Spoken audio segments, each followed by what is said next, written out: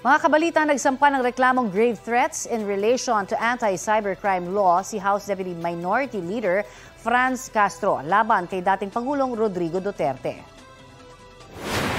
Yung sinabi niyang atong si Franz ay gusto kong patayin. So hindi mo pwedeng sabihin na freedom ano lang to, no, yung expression, the figure of speech lang ito. Gusto niya raw akong patayin. So yun yung doon ako natakot. Tungkol po yan sa pahayag ng dating Pangulo sa isang programa kung saan dinipensahan niya ang confidential funds ng kanyang anak na si Vice President Sara Duterte. Napanood online ang mga pahayag ng dating Pangulo kaya raw may kinalaman din sa anti-cybercrime law ang reklamo. Sabi ni dating Executive Secretary Salvador Medialdea, wala pang natatanggap na kopya ng reklamo ang dating Pangulo para makapagbigay ng reaksyon.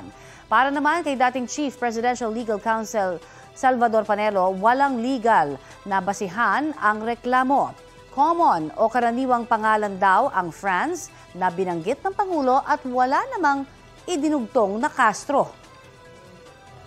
Balita ko, may tututukan kayo tuwing 10:30 a.m. sa GTV. Alamin ang mahahalagang balita at impormasyong dapat niyong malaman sa Balita Ko tuwing Lunes hanggang Biyernes. Mag-subscribe din sa GMA Integrated News sa YouTube.